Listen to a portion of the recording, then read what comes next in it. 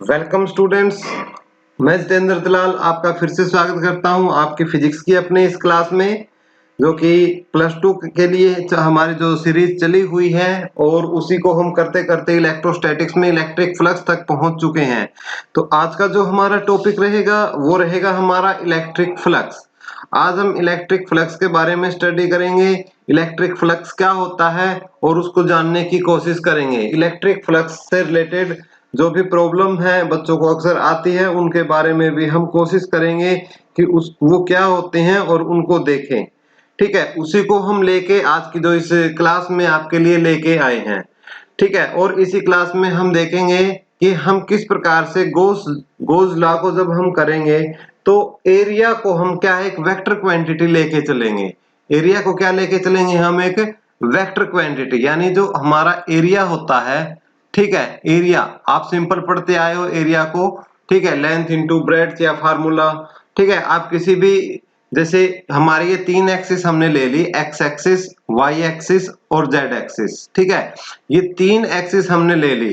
ठीक है, और इस एक्सिस की जो साइड है वो हमने मान लिया इसके अंदर ये ए बी सी डी, इसमें हमने कोई एक ये प्लेन ले लिया और इसकी साइड ए है। ठीक है, ये वर्ग है, एक प्रकार से स्क्वायर है, वो हमने ले लिया। अब हम इसका एरिया निकालते हैं। तो एरिया कैसे निकालते हैं, हम इसका एरिया निकालते हैं लेंथ इंटू ब्रेड्थ करके। ठीक है, एरिया इंटू एरिया, यानी हमारा एरिया क्या आ जाएगा, ए स्क्वायर। ठीक है, लेकिन यदि हम बात करें थोड़े से एडवांस लेवल पर बात करेंगे मैथमेटिक्स का, आप जैसे हायर क्लासेस में मैथमेटिक्स फिजिक्स है वहां पढ़ोगे हायर क्लासेस में, तो वहां पर क्या आता है आपका कि एरिया है, एरिया को हम क्या है, हम क्रॉस प्रोडक्ट लिख सकते हैं किसका, A B cross B C का। ठीक है, इस प्रकार से लिख सकते हैं। ठीक है, एरिया को क्या एक वेक्टर क्वांटिटी शो करके लिख सकते हैं इस प्रकार से। कैसे, देखिए उसको हम कैसे लिखेंगे कि ए बी, अब क्रॉस प्रोडक्ट को हम कैसे खोलते हैं, जैसे हमारे पास एक क्रॉस प्रोडक्ट दे रखी है। ठीक है, R is equal to A cross B, ये है। तो इसको हम कैसे ओपन करते हैं, R is equal to A B sine theta, ऐसे ही तो ओपन करते हैं। यदि हम इसको ओपन करेंगे तो कैसे करेंगे, A B into B C into sine theta.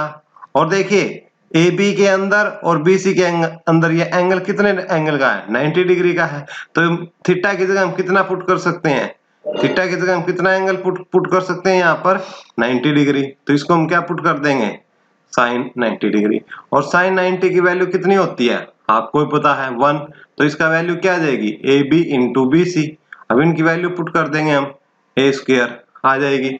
अब देखो इसको हमने डायरेक्शन देने के लिए, ठीक है, ये सिंपल है बात, हमने देख ली कि भाई जो इसकी हमने डायरेक्शन देखी कि भाई इसकी एक एक्स एक्सिस पे है एक वाई एक्सिस पे है, लेकिन ये एक वेक्टर क्वांटिटी है। तो इसकी डायरेक्शन क्या होगी, या तो इसके क्या होगी, जो प्लेन है प्लेन के इनवर्ड, या तो अंदर की तरफ होगी या आउटवर्ड बार की तरफ होगी। यानी कौन सी एक्सिस पे होगी आपकी, या तो जेड डायरेक्शन के बाहर की तरफ होगी या जेड डायरेक्शन के अंदर की तरफ होगी। तो उसको हम किससे रिप्रेजेंट करेंगे, के कैप से। तो हम क्या लगाएंगे, के कैप। यूनिट वेक्टर होता है, आपने पढ़ा होगा, एक्स एक्सिस के अलोंग आई कैप होता है, वाई एक्सिस के अलोंग जे कैप होता है। ठीक है, और जेड एक्सिस के अलोंग क्या है। तो आप इसको ऐसे भी लिख सकते हो, और इस एरिया वेक्टर को कैसे भी लिख सकते हो आप, ए स्क्वायर इंटू माइनस के कैप भी लिख सकते हो। ठीक है, दोनों तरीके से हम इसको रिप्रेजेंट करके लिख सकते हैं। ठीक है, तो हमने क्या देखा, और एक बात और ये देखी कि या तो क्या होगा, जैसे ये हमारी पूरी ये सरफेस है, ये जो पूरी सरफेस है, या तो इसके क्या होगा, बिल्कुल ऐसे आउटवर्ड होगा, या इसके बिल्कुल क्या होगा, इनवर्ड होगा। ठीक है, या तो अंदर की तरफ होगा बिल्कुल 90 डिग्री पे प्लेन ऑफ सरफेस के बिल्कुल। ठीक है, या फिर क्या होगा, बाहर की तरफ होगा। ठीक है, नॉर्मली आउटवर्ड होगा। ठीक है, तो ये तो है किसके लिए, प्लेन के लिए, यानी किस प्रकार की सरफेस की हम बात कर रहे हैं, 2D सरफेस की हम बात कर रहे हैं कि 2D सरफेस के लिए इस तरीके से होगा। ठीक है, कोई भी आपकी 2D है, 2 डायमेंशनल सरफेस है, उसके लिए हमारा इसी प्रकार से होगा। ठीक है, जैसे इसी को हम समझने के लिए एक पेज और ऐड कर लेते हैं। ठीक है, कि भाई जैसे हमने किसी भी एक्सिस ले बना लेते हैं, पहले 3 एक्सिस, ये हमारी एक्स एक्सिस है। ठीक है, एक वाई एक्सिस है और एक हमारे क्या है, जेड एक्सिस है, ठीक है। और हमने क्या करा, इस प्लेन में, ठीक है, इस प्लेन में हमने क्या ले लिया, एक सर्कल ले लिया, ठीक है, ये हमने सर्कल ले लिया, ठीक है। अब आपसे, और इस सर्कल की जो रेडियस है, ठीक है, वो हमने कितनी ले ली, ए रेडियस ले ली, ठीक है, ए रेडियस ले ली। और ये हमारी एक्स एक्सिस है, ये हमारी वाई एक्सिस है, ये हमारी जेड एक्सिस है, जेड एक्सिस है, ठीक है। तो इस प्रकार से क्या है, इन चीज को देखने के लिए हम क्या देखेंगे, किस प्रकार से, एक्स एक्सिस, वाई एक्सिस और जेड एक्सिस, ठीक है।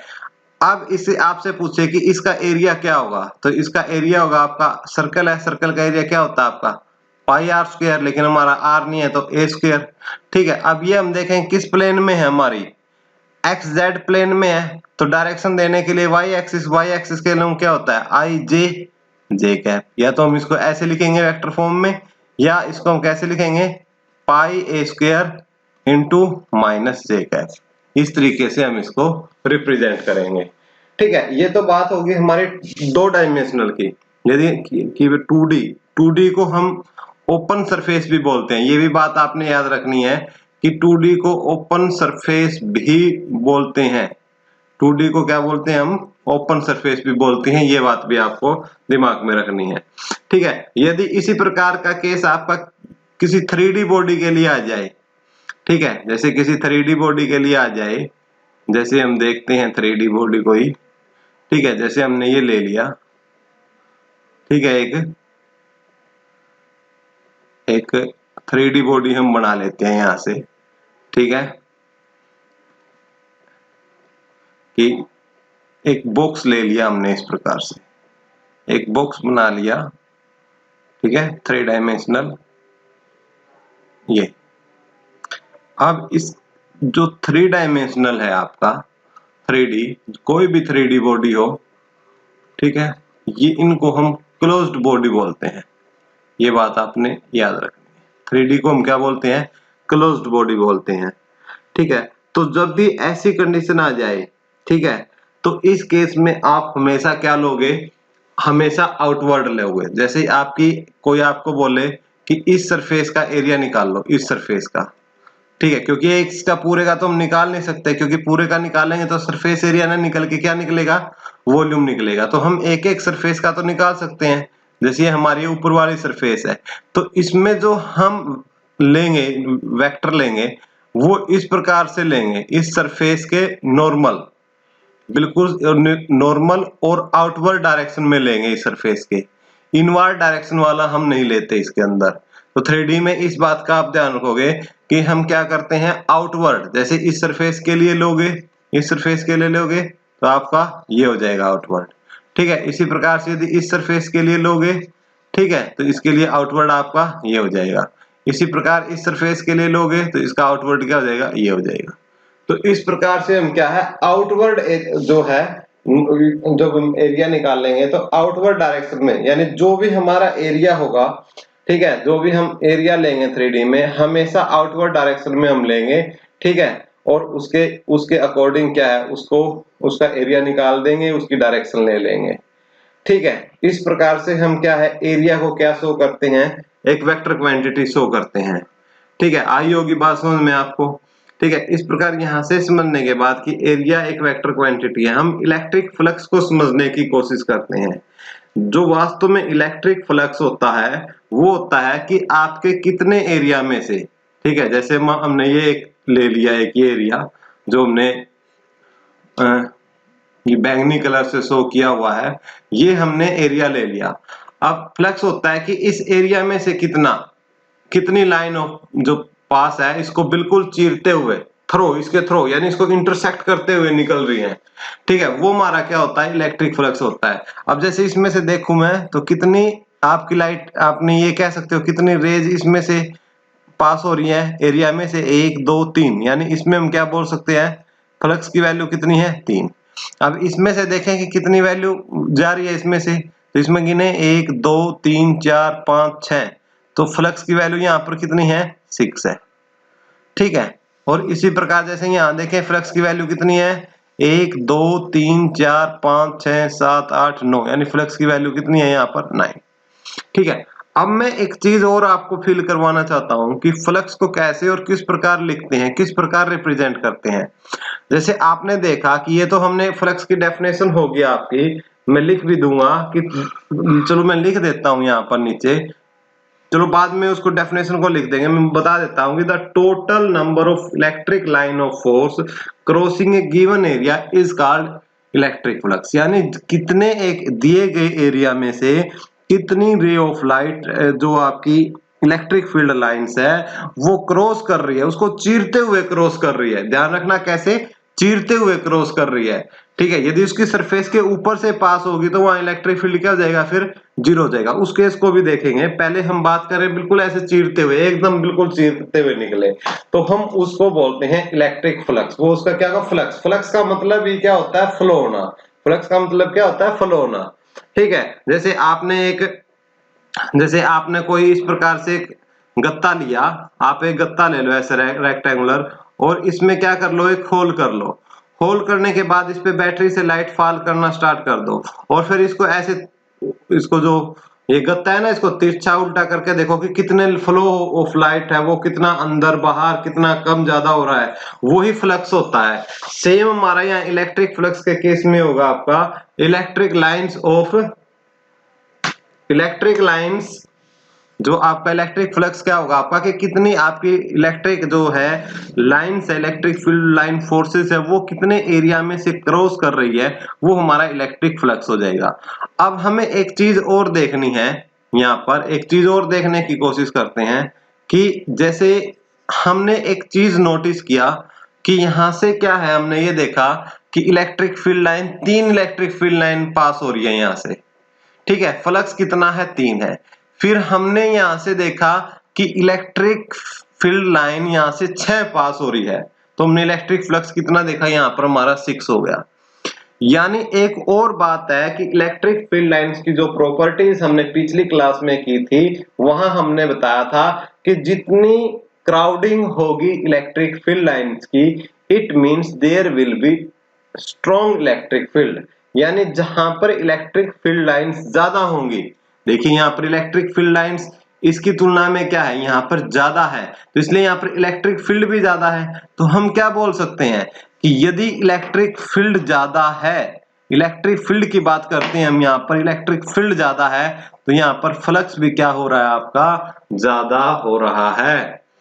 बात समझे आप, बात समझे, बात समझने की कोशिश की आपने कि इलेक्ट्रिक फील्ड यानी क्या है, जो क्राउडिंग है हमने इलेक्ट्रिक फील्ड लाइंस की, वो क्राउडिंग ज्यादा कर दी, यानी उसी एरिया में से number of electric field line ज्यादा पास कर रही है। इट मींस वहां पर इलेक्ट्रिक फील्ड क्या है, स्ट्रॉन्ग है। और इलेक्ट्रिक फील्ड स्ट्रॉन्ग है तो हमने क्या देखा कि यहाँ पर इलेक्ट्रिक फ्लक्स क्या है, वो इंक्रीज कर रहा है। तो इसका मतलब क्या हुआ कि जहां जितना ज्यादा इलेक्ट्रिक फील्ड होगा उतना ज्यादा इलेक्ट्रिक फ्लक्स होगा। पहला पॉइंट उम्मीद करते हैं क्लियर हुआ या नहीं हुआ, ये तो आप मुझे बताओगे। दूसरी बात एक और मैं आपको बताना चाहता हूं यहाँ पर, कि मैंने क्या किया कि मैंने जो हमारी ये प्लेट है ABCD, ये प्लेट है, इस प्लेट का मैंने एरिया बढ़ा दिया। अब एरिया इंक्रीज कर दिया मैंने। जैसे ही मैंने एरिया इंक्रीज किया तो मैंने देखा कि फ्लक्स अब हमारा कितना है, 9। यानी जितनी इलेक्ट्रिक फील्ड लाइंस थी वो फिर इस एरिया में से पास होने लग गई, क्योंकि हमने एरिया बढ़ा दिया तो सारी इसमें से क्या है, वो पास होने लग गई। तो इसका मतलब क्या हुआ कि यदि हमने एरिया को इंक्रीज किया, तो इसका मतलब हमारा फ्लक्स भी क्या हुआ, इंक्रीज हुआ। यानी दो बातें तो हम बिल्कुल स्पष्ट रूप से कह सकते हैं कि जो हमारा फ्लक्स होगा वो डायरेक्टली प्रोपोर्शनल होगा किसके, इलेक्ट्रिक फील्ड के। दूसरी बात, ये फर्स्ट इक्वेशन है। दूसरी बात हम क्या कह सकते हैं कि जो हमारा फ्लक्स होगा वो डायरेक्टली प्रोपोर्शनल होगा एरिया के। यानी जितने ज्यादा एरिया होगा, जितना ज्यादा बड़ा एरिया होगा, उसमें से ज्यादा इलेक्ट्रिक फील्ड लाइन भी क्रॉस करेंगी। ठीक है, उसको पास करते हुए क्रॉस करेंगी। ठीक है, और सारी बिल्कुल नॉर्मली, अब सारी देख रहे हो आप क्या है, नॉर्मली पास कर रही हैं, सारी की सारी आपकी है। ठीक है, नॉर्मली, और इसको चीरते हुए पास होनी चाहिए, तब आपका इलेक्ट्रिक फ्लक्स है वो जनरेट होगा। ठीक है, अब एक कंसेप्ट हमारा यहां से बन चुका है, जो हम ये बोल सकते हैं, कोई हमसे पूछे कि सर बताइए आप ये कहां से हुआ, तो आप क्या बताओगे कि हमें सर ने क्या बताया कि जो इलेक्ट्रिक फील्ड जहां पर ज्यादा होगा वहां पर फ्लक्स ज्यादा होगा, उसको हमने इससे समझने की कोशिश की, और जहां एरिया ज्यादा होगा वहां हमने इस चीज से समझा कि फ्लक्स क्या होगा, उस केस में ज्यादा होगा, उस केस में क्या होगा, फ्लक्स ज्यादा होगा। अब यहां से हम आगे एक टर्म जो सबसे महत्वपूर्ण टर्म है वो जानने का कोशिश करते हैं कि जैसे हमने क्या ले लिया, एक सरफेस ले ली, ठीक है, जैसे हमने एक सरफेस ले लिया, इस प्रकार से हमने एक सरफेस ले लिया, ये हमारी एक सरफेस है, मैं सरफेस अच्छी बनाने की कोशिश कर रहा हूं, मेरी ड्राइंग इतनी अच्छी नहीं है, लेकिन मैं आपको कंसेप्ट आपका बिल्ड करने में सहायता कर सकता हूं कि मैं क्या करना चाहता हूं और क्या नहीं। ये हमारे पास क्या है, एक ये कह सकते हो एक हमारे पास गिवन एरिया है, गिवन हमने एरिया ये ले लिया, ठीक है।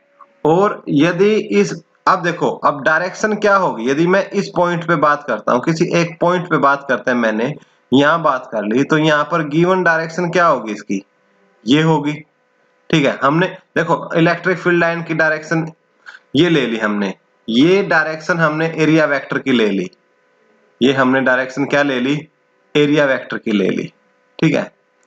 एरिया वेक्टर को हम यदि हम एरिया से रिप्रेजेंट करें, लेकिन कई बुकों में क्या होता है एस से रिप्रेजेंट करते हैं, तो अब कहीं करने सर हमारी बुक में, चलो बुक के हिसाब से ले लेते हैं कि ये सरफेस एरिया को हम इससे लेके चल रहे हैं, ठीक है।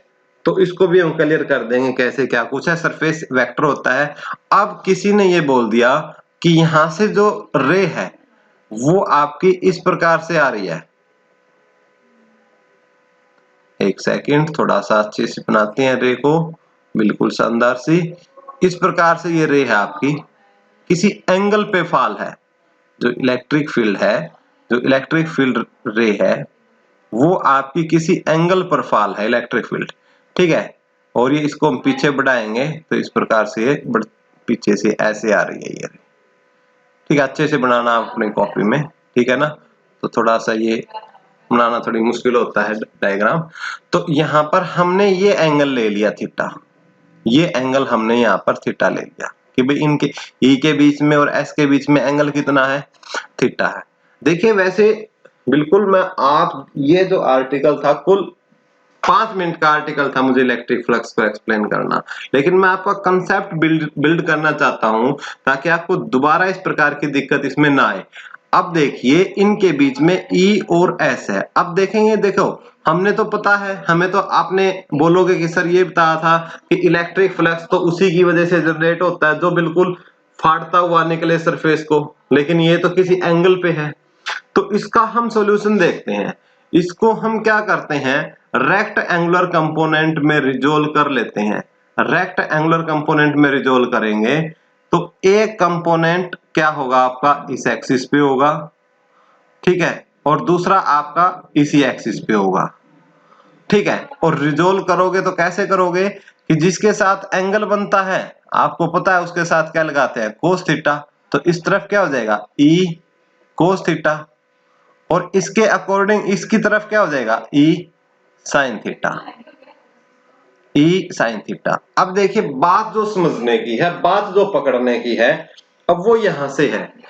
अब देखो जो इलेक्ट्रिक जो फील्ड है, ठीक है, यानी ये कह सकते हो जो फ्लक्स है वो कौन से कंपोनेंट से जनरेट होगा, ई कोस थीटा से होगा या ई साइन थीटा से होगा। तो यदि हम इसको ऐसे देखें, ये इस प्रकार से प्लेट है, तो ये इलेक्ट्रिक फील्ड इसको ऐसे चीरता हुआ निकल रहा है, लेकिन हम ई साइन थीटा की यदि हम बात करते हैं, ये चीरता हुआ नहीं निकल रहा, ये सरफेस को छूता हुआ निकल रहा है, ठीक है, ये छूता हुआ निकल रहा है, बिल्कुल उसको स्पर्श करता हुआ, टच करता हुआ निकल रहा है ई साइन थीटा, और जो ई कोस थीटा है वो चीरता हुआ निकल रहा है। तो जो चीरता हुआ निकले उसी की वजह से इलेक्ट्रिक फ्लक्स जनरेट होता है, ठीक है। इलेक्ट्रिक फ्लक्स जनरेट किसकी वजह से होता है, जो चीरता हुआ निकले। तो इस प्रकार यदि हम फ्लक्स का फार्मूला लिखना चाहें यहां से, तो फ्लक्स देखो इस कंपोनेंट की वजह से फ्लक्स नहीं होगा, तो सिर्फ इस कंपोनेंट की वजह से फ्लक्स होगा, ठीक है। तो हमने जो इलेक्ट्रिक फ्लक्स की हम जो डेफिनेशन है, ठीक है, तो वो ये बताती है कि इलेक्ट्रिक जो फ्लक्स है आपका वो होता है आपका E S cos theta, E S cos theta. ठीक है, कि इतना फ्लक्स जनरेट हुआ है यहाँ से, ठीक है, कि इतनी सरफेस के ऊपर। ठीक है, तो यहाँ से जो फार्मूला बना है ये बना है आपका ई एस कोस थीटा। ठीक है, क्यों? क्योंकि पीछे हमने देखा था कि जो फाई था, देखिए पीछे, सॉरी बैक लेके चलता हूं मैं आपको, ये तो यहां से हम फाई को क्या लिख सकते थे कि फाई इज इक्वल टू कोई कांस्टेंट की वैल्यू हमने 1 ले ली एसआई सिस्टम में, और एरिया ई इंटू एरिया। ठीक है, अब यहां पर हम एरिया ए न लेके क्या ले लो, एस ले लो। ठीक है, एस ले लो यहाँ पर एरिया। ठीक है, तो यहाँ पर भी क्या हो जाएगा आपका एस, ई एस आ जाएगा। तो इसी प्रकार से पूरा फार्मूला क्या बनेगा फ्लक्स का, यदि किसी एंगल पे हो तो ई एस, देखो अब देखो कोस थीटा है, ये पूरा फार्मूला लिखने का मैं दोबारा यहाँ नीचे बताता हूँ, फिर उस ऊपर वाले ई कोस थीटा, ई की जगह क्या लिखेंगे, ई कोस थीटा, क्योंकि इसकी वजह से फ्लक्स जनरेट होता है। और एरिया कितना है आपका एस, इसी को हम कैसे लिख सकते हैं, ऐसे ऐसे लिख सकते हैं। और ये फ्लक्स क्या, अब ये क्या हुआ, ये डॉट प्रोडक्ट हुई किसकी, ई वेक्टर की और एस वेक्टर की, क्या हुई ये डॉट प्रोडक्ट। और जहां भी डॉट प्रोडक्ट हो वो किस प्रकार की क्वांटिटी होती है, स्केलर क्वांटिटी होती है। किस प्रकार की क्वांटिटी होती है, वो स्केलर क्वांटिटी होती है। ठीक है, आई बात समझ में। तो ये है हमारा इलेक्ट्रिक फ्लक्स। ठीक है, अब इसकी हम यूनिट की बात कर लें। ठीक है, यूनिट है, बड़ी आसानी से निकाल सकते हैं हम। ठीक है, यूनिट कैसे निकालेंगे, देखिए एक बार यूनिट कैसे निकालेंगे, पेज क्लियर कर लेते हैं कि हमारा फ्लक्स कितना आया, फ्लक्स आया हमारा E S cos theta. Electric field की क्या होती है, न्यूटन पर कूलम। और एरिया की क्या होती है, मीटर स्क्वायर। एरिया की क्या होती है, मीटर स्क्वायर। तो और एंगल की कुछ होती नहीं है, पीछे पढ़ के आए हो, तो यूनिट क्या बन जाएगी, न्यूटन मीटर स्क्वायर पर कूलम। ये इसकी क्या हो जाएगी आपकी एसआई यूनिट। ये क्या होगी, इसकी एसआई यूनिट होगी। ठीक है, बहुत इंपॉर्टेंट। अब आप चाहो तो डायमेंशन फार्मूला भी निकाल सकते हो, डायमेंशनल फार्मूला।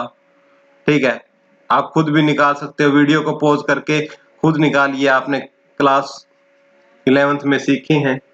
ठीक है, आपका फ्लक्स की यदि मैं बात करूं तो फ्लक्स क्या होता है आपका, फ्लक्स होता है आपका E इंटू एस।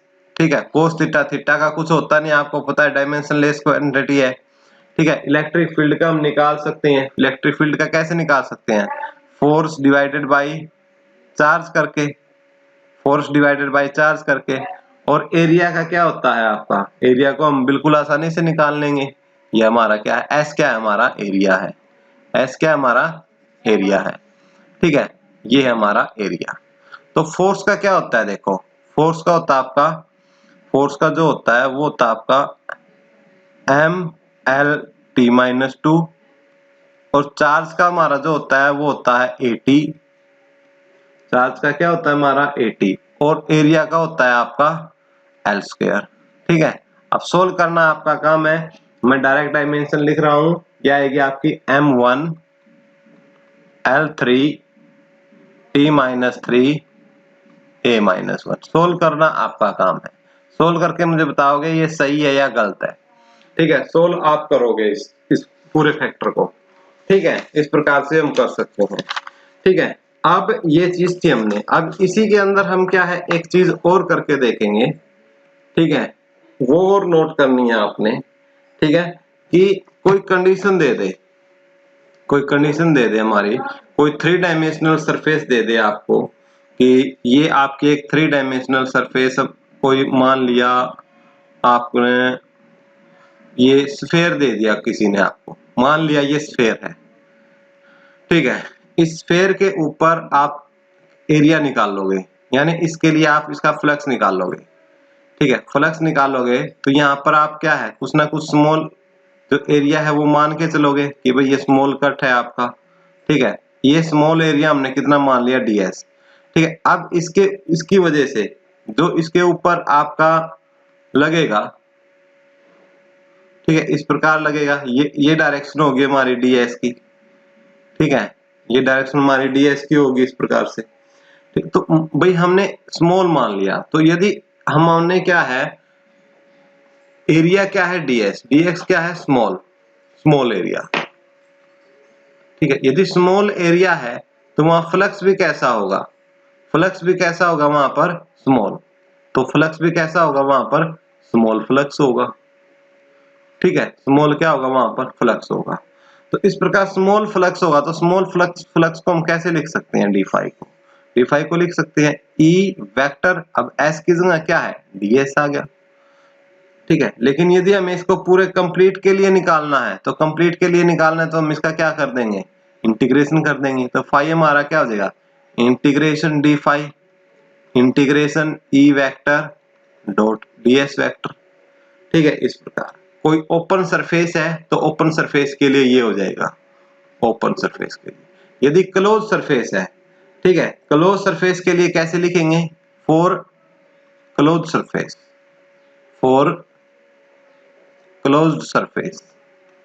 यदि क्लोज सरफेस है तो उसके लिए हम फाई लिखेंगे कैसे, इस प्रकार से, ऐसे इस प्रकार से इस इंटीग्रेशन के निशान पर हम एक सर्कल लगा देंगे, क्लोज सर्कल, और इसको हम लिखेंगे ऐसे ई वेक्टर डॉट ds।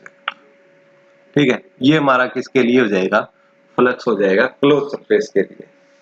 ठीक है, किसके लिए हो जाएगा हमारा ये, क्लोज सरफेस के लिए हमारा इलेक्ट्रिक फ्लक्स हो जाएगा ये। ठीक है, उम्मीद करता हूँ आपको बात समझ में आई होगी अच्छे तरीके से। तो मित्रों अब हम इसके ऊपर करते हैं दो न्यूमेरिकल प्रॉब्लम्स, इसको समझने की कोशिश करते हैं कि इलेक्ट्रिक फ्लक्स कैसे निकालते हैं यदि बाय चांस एग्जाम में आ जाता है। जैसे इन्होंने हमें पहली स्टेटमेंट हमें दी है, क्या दी है पहली statement, an electric field of 500 volt per meter make an angle of 30 degree with surface vector, surface vector के साथ कितना 30 degree. It has magnitude of this, इतना मैग्नीट्यूड है इसका एरिया का। फाइंड द इलेक्ट्रिक फ्लक्स, आपको इलेक्ट्रिक फ्लक्स फाइंड आउट करना है। ठीक है, तो सबसे पहले आप क्या लिखोगे कि आपको क्या क्या क्वांटिटी गिवन है। ठीक है, गिवन क्वांटिटीज है वो लिखोगे आप। आपको किसकी वैल्यू गिवन है, ई की वैल्यू गिवन है। ई की वैल्यू कितनी गिवन है आपको, 500 वोल्ट मीटर। ठीक है, और उसके बाद एंगल कितना गिवन है 30 डिग्री, और उसके बाद एरिया एस की वैल्यू कितनी गिवन है 0.500 मीटर स्क्वायर, ये गिवन है। उसके बाद अप्लाई फार्मूला, फार्मूला अप्लाइड कौन सा यूज करोगे आप कि फ्लक्स इज इक्वल टू आपका ई एरिया कोस थीटा, ये फार्मूला। अब इसमें वैल्यू पुट कर दो, ई की वैल्यू हमने कितनी पुट करी जितनी दे रखी है। ठीक है, और एस की वैल्यू हमने कितनी पुट करी, ठीक है, एस की वैल्यू जितनी हमें दे रखी है 0.500 मीटर स्क्वायर, और कोस 30, एंगल 30 दे रखा है तो हम 30 पुट कर देंगे, और इसको हमने कर लिया सोल्व। ठीक है, सोल्व करने के बाद हमारा आंसर आएगा 217 वोल्ट मीटर। ठीक है, इतना हमारा आंसर आ जाएगा, ये हमारा जो इलेक्ट्रिक फ्लक्स है ये होगा हमारा आंसर। इस प्रकार से हम क्या करेंगे, जो इलेक्ट्रिक फ्लक्स है उसको क्या कर सकते हैं, फाइंड आउट कर सकते हैं। ठीक है, क्या करने का तरीका है, सबसे पहले हम क्या है कि जो जो हमें क्वांटिटी गिवन है पहले गिवन लिखो, उसके बाद फॉर्मूला यूज्ड, ठीक है, फिर उसमें वैल्यू पुट करके आंसर निकाल दो। ये होता है कंप्लीट न्यूमेरिकल को सोल्व करने का तरीका। ठीक है, एक प्रॉब्लम और इसके ऊपर हम देख लेते हैं कि कैसे सोल्व करेंगे। ठीक है, आपको दिया है कि consider a uniform electric field, और इलेक्ट्रिक फील्ड की वैल्यू दी है 3 इंटू 10 रेस की पावर 3 न्यू, और ये एक एक्सिस पे दी है इसने, कौन सी एक्सिस, आई है मतलब एक्स एक्सिस पे ये वैल्यू दी है इलेक्ट्रिक फील्ड की न्यूटन पर कूलम।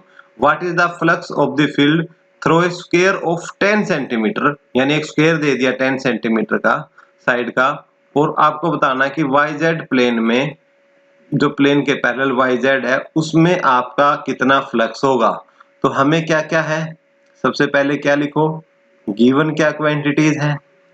ठीक है, गिवन क्वांटिटीज लिखो, इलेक्ट्रिक फील्ड की वैल्यू हमें दे रखी है कितनी, ठीक है, इलेक्ट्रिक फील्ड की जो वैल्यू दे रखी है वो लिख लो 3 इंटू 10 रेज़ की पावर 3 न्यूटन पर कूलम, ये वैल्यू में इलेक्ट्रिक फील्ड की वैल्यू दे रखी है।